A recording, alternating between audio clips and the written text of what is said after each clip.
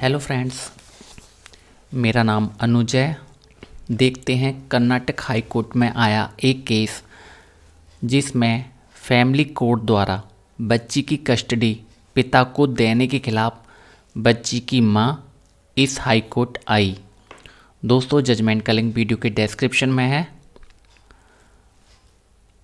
तो दोस्तों, मामला ये था कि एक पिता ने फैमिली कोर्ट में अपनी बच्ची की मां पर ये आरोप लगाते हुए बच्ची की कस्टडी मांगी कि एक बदचलन और बच्ची की देखभाल ना करने वाली मां के पास बच्ची की कस्टडी नहीं रहनी चाहिए। तो फैमिली कोर्ट ने सुनवाई के बाद बच्ची की कस्टडी पिता को दे दी, जिसके खिलाफ बच्ची की मां इस हाई कोर्ट आई। तो दोनों पक्षों को सुनने के बाद इस हाई कोर्ट ने ये आर्गूमेंट दिए। नंबर 1 कि इस अपील में इस सवाल पर विचार करना है कि क्या फैमिली कोर्ट द्वारा बच्ची की कस्टडी पिता को देना उचित है या नहीं। नंबर 2 कि बच्ची की डेट ऑफ बर्थ 17 अप्रैल 2015 है और अब वह 7 साल 9 महीने की है। नंबर 3 कि हिंदू माइनॉरिटी और गार्जियनशिप एक्ट 1956 का सेक्शन 6 कहता है कि बच्चे का नेचुरल अभिभावक पिता होता है।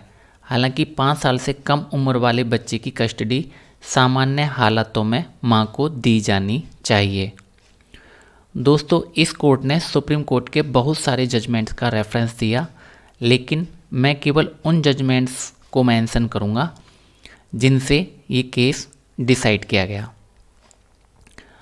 तो नंबर 1 कि सुप्रीम कोर्ट के गौरव नागपाल वर्सेस सुमेंद्र नागपाल केस में सुप्रीम कोर्ट के जजमेंट्स मोइत्रा गांगुली 2008 का रेफरेंस दिया गया, जिसमें ये कहा गया था कि बच्चे के स्वास्थ्य, शिक्षा, बुद्धि का विकास, वातावरण, शारीरिक सुविधा के साथ साथ मोरल एंड एथिकल वैल्यूज यानी नैतिकता और चरित्र पर भी ध्यान दिया जाना चाहिए।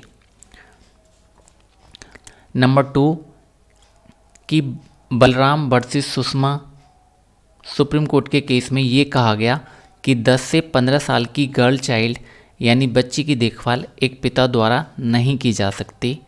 नंबर 3 कि सुप्रीम कोर्ट के जजमेंट बंधुआ मोर्चा वर्सेस भारतीय संघ 1997 में ये कहा गया कि आज का बच्चा कल के समाज के लिए तब तक जिम्मेदार और उत्पादनकर्ता नहीं हो सकता जब तक उसको एक ऐसा वातावरण ना दिया जाए जिसमें उसकी सामाजिकता और शारीरिक स्वास्थ्य का विकास हो सके। नंबर 4 कि विवेक सिंह वर्सेस रोमानी सिंह 2017 में सुप्रीम कोर्ट ने ये कहा कि एक्ट के सेक्शन 13 में वेलफेयर शब्द को ब्रॉड सेंस में लेना चाहिए। बच्चे की नैतिकता और चरित्रता के कल्याण को बराबर महत्व देना चाहिए जितना कि शारीरिक कल्याण को महत्ता दी जा रही है। नंबर 5 कि नील रतन कुंडू वर्सेस अभिजीत कुंडू 2008 केस में सुप्रीम कोर्ट ने कहा कि शारीरिक विकास की वजह से नैतिक विकास और चारित्रिक विकास को इग्नोर नहीं किया जा सकता, बल्कि नैतिक विकास और चारित्रिक विकास मतलब चरित्र विकास दूसरी चीज़ों से ज़्यादा ज़रूरी है। इसके बाद इस हाई कोर्ट ने कहा कि सुप्रीम कोर्ट के उपरोक्त जजमेंट से ये साफ है कि कस्टडी केवल एक ही आधार पर दी जानी चाहिए और वो है बच्चे का वेलफेयर मतलब बच्चे का कल्याण। नैतिक विकास और चारित्रिक विकास के साथ शारीरिक विकास के बारे में भी सोचना चाहिए। घर बच्चे का पहला स्कूल है और माता पिता बच्चे के पहले टीचर हैं। इसके बाद इस हाई कोर्ट ने ये आर्गूमेंट दिए। नंबर 1 कि इस केस में बच्चे के माता पिता दोनों डॉक्टर हैं, दोनों इस शादी से पहले तलाकशुदा थे और दोनों की पहली शादी से दोनों के कोई बच्चा नहीं हुआ। दोनों की शादी ऑनलाइन मैरिज पोर्टल के माध्यम से हुई है। नंबर 2 कि बच्चे की मां यानी वादी को उसके नाना नानी ने पाला है और इससे ये पता चलता है कि वादी माँ को उसके माता पिता का प्यार नहीं मिला है और इसलिए वह अपने पति के माता पिता व बहन के साथ नहीं रहने देना चाहती है और इसलिए ससुराल में जानबूझकर झगड़ा करती है। नंबर 3 कि बच्ची के जन्म के बाद वादी माँ ने एक प्राइवेट अस्पताल में काम करना शुरू कर दिया और वहाँ पर एक बच्चे के पिता जो कि शादीशुदा है से अवैध संबंध बना लिए।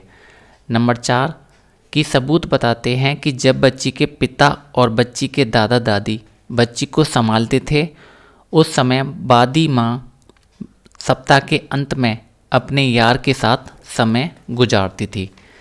इससे ये पता चलता है कि वादी माँ ने बच्ची की चिंता करने के बजाय अपने अवैध संबंधों को ज़्यादा महत्व दिया और बच्ची को अनदेखा किया। नंबर 5 कि 2 अप्रैल 2018 को वादी माँ ने बच्ची को साथ लेकर अपनी ससुराल को छोड़ दिया और किराए के मकान में रहने लगी। इसके बाद वादी माँ ने बच्ची को अपने माता पिता को दे दिया जो कि चंडीगढ़ में रह रहे थे और खुद अपने यार के साथ बेंगलुरु में रहना शुरू कर दिया। नंबर 6 कि प्रतिवादी पिता ने वादी माँ के होटल में अपने यार के साथ रुकने के सबूत दिए हैं जिसमें वादी माँ अपने यार के साथ पति पत्नी के रूप में होटलों में चेक इन या रुकते थे। नंबर 7 कि प्रतिवादी पिता ने वादी माँ के अपने यार व बच्ची के साथ फ़ोटो भी सबूत में दिए हैं। नंबर 8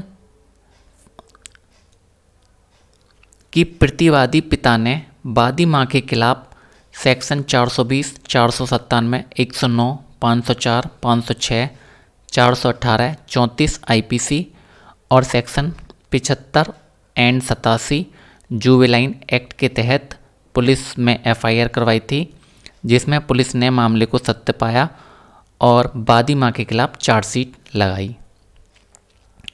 दोस्तों यहाँ पर अब ये गौर करने वाली बात है कि 497 आईपीसी को सुप्रीम कोर्ट ने ख़त्म कर दिया है।